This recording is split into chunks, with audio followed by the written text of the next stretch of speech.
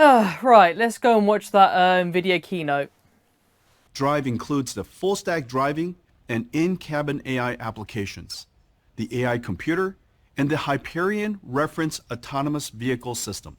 Boring! Get to the video games! Is it Nvidia or Nvidia? I don't know how to pronounce it. There wasn't actually that much that's interesting to me, I guess. I haven't watched the whole thing yet. I've just looked at the press release thing that they released. I'm going to keep it as short as possible, because most of it's just technical developer stuff. But there was a couple of cool things that I found interesting. Make sure I don't hit the microphone. So, obviously, there's this DLSS 3. I haven't seen that much gameplay or much about DLSS 3 at all, because it does seem like this is exclusive to the 40 series GPUs, which have also just released. We've had the 4090 just announced, and I'll get to that in a second, but I don't really understand why DLSS 3 is exclusive to these GPUs, because at first I thought with DLSS 2.0, oh, look how amazing this is, you know, like you can play games at 60 FPS at 1440p, play games at high resolutions and frame rates at the same time, you know. It looked amazing. Then AMD came out with FSR 1.0, which wasn't nearly as good, but it was, you know, GPU agnostic. You can play it on Intel GPUs for all the 5 people who actually have one of those, like a discrete GPU. You could do it on the AMD GPUs, obviously. You could even do it on Nvidia GPUs as well. And then, even though it didn't look as good, it was like, well, that's not too bad. But then AMD came out with FSR 2.0, and that is very similar to DLSS 2.0. So, I mean, I guess they both called 2.0, so that's kind of why. But FSR and DLSS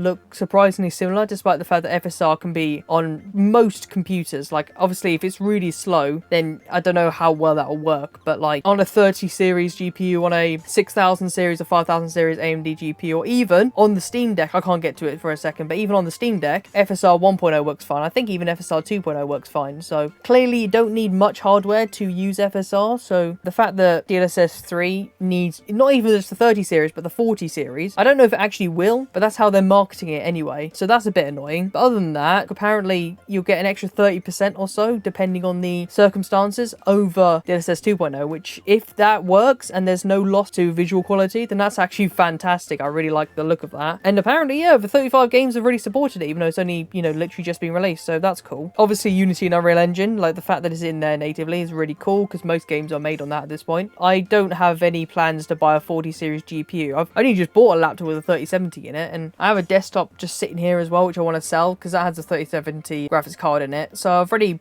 got these, so upgrading to this seems kind of pointless. It's going to give you obviously more performance, especially for your money, but by the time you get the laptop ones, I'm going to have to wait another year, and then the year after that they're going to announce a new one, so it's like hard to keep up with a lot of this stuff. I know that's the point, but you know, anyway, I really like DLSS is cool, but when AMD are making it cross-platform and very similar, it's kind of hard to give Nvidia the benefit of the doubt when they literally make it exclusive to their hardware, and especially with this, when it's like, how many people are going to buy the 4090? Not many. So why Nvidia marketing it as if, well, look at all these games that support it? It's like, yeah, but what about all the people who can't afford a 4090? They're going to have to wait anyway. And that's assuming they even want to upgrade in the first place, because now GPUs are so dead cheap. I was just looking at my 3070 earlier today, and that literally goes for about 400 quid. A year ago, that would have been double the price, maybe even not more. GPUs are at an all-time low, so this isn't the best time to release a GPU. But anyway, obviously they wouldn't have known that. One thing I did find really cool is they've got RTX Portal. I did actually play a little bit of Quake RTX, but not much. Minecraft, I played a lot of that, because on Bedrock it has like full ray tracing native support, even though, I don't know, I think I kind of prefer Sonic Ether's ray tracing when it comes to the Java side, but on Bedrock the ray tracing is pretty good. I do think it does have a massive hit. Like on my laptop, I'm struggling to get 60 FPS. A lot of the time it goes down to 30 at 1440p, so that's pretty bad. So I've played those, and now seeing Portal. Would you believe him? I said I haven't really properly played. I've owned Portal 1 and Portal 2, but I haven't really sat down and actually played them, even though I have a Steam Deck, so I know that's complete blasphemy, but there we are. This will give me a good excuse to play Portal again, because the RTX is actually looking really cool. I probably should have the camera over there, so when I'm looking at the laptop, it looks like I'm looking at the camera, but it's not. I've got my laptop here. I can't put it over here because it's all plugged in and everything. Oh yeah, it's also a free upgrade as well, so if you own Portal 1 and 2, which, I mean, you can find for like a quid these days, or like, you know, just over $1 these days, so I don't know exactly how the upgrade's going to work, but that's what they're saying. And then, the moment we've all been waiting for, last year they had that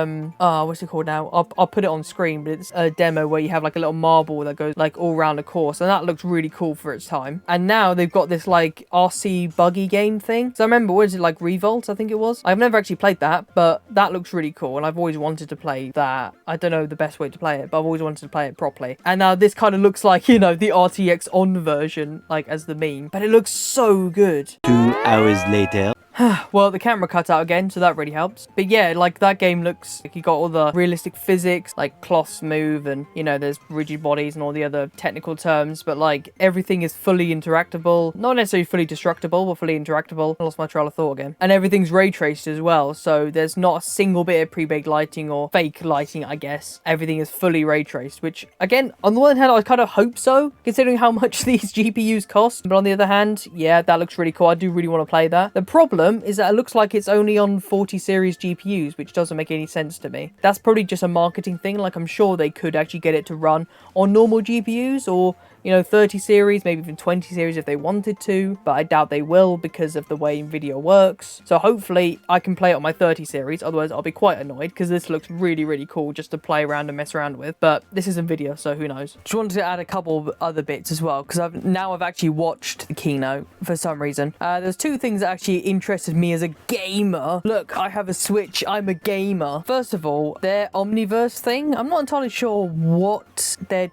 trying to make it, but it seems like it's supposed to be like Nvidia wants it to be their one-stop shop for everything 3D modeling and gaming and all that kind of stuff. They kind of advertises everything, I guess. So I don't know exactly what Omniverse is, but one part of it that's really cool is that some kind of feature where basically you can like record a clip of a game. So the game they showed is Morrowind. You can bring that into this Omniverse. You can then upscale the textures so that they are much higher resolution, and you can also add ray trace lighting and effects and stuff into it. And so basically you could make your own RTX on with whatever game. At least that's how they tried to market it anyway. And they showed Morrowind both like with really high res textures and ray tracing, which completely transformed the game, and especially if you did that with all the other mods. And it's just a mod pack apparently, so this is basically to work the same way as a standard mod. So you have that with all the other ones. You can literally make Morrowind, it's hard to say that, Morrowind, from a, you know, 2003 game to something that's, you know, 2022 standards. So I think that was actually a really underrated feature. And the other part is that they started talking about quantum computing. Yes, it got, you know, very boring very quickly for somebody who's not a literal rocket scientist or, you know, data analyst, but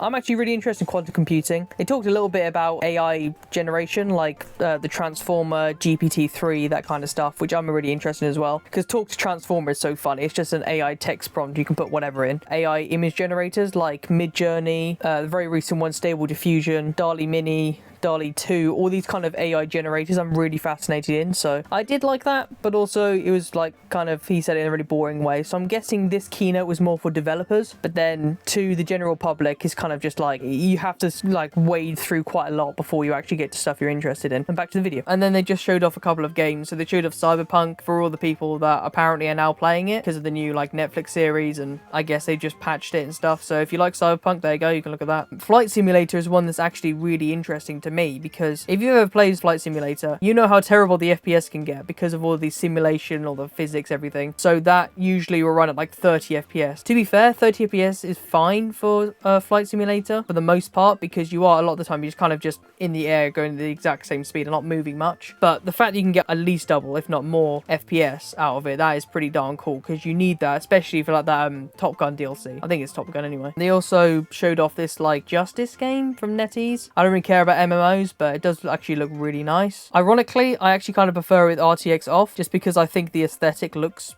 better to me, because like it's going for that kind of old Japanese, Chinese building look. And then that's it. Again, there wasn't that much, so hopefully this should be a bit of a shorter video, but there's just a couple of things that I thought were quite cool. If you want something else to watch, here's a Nintendo video up here, and I will see you there.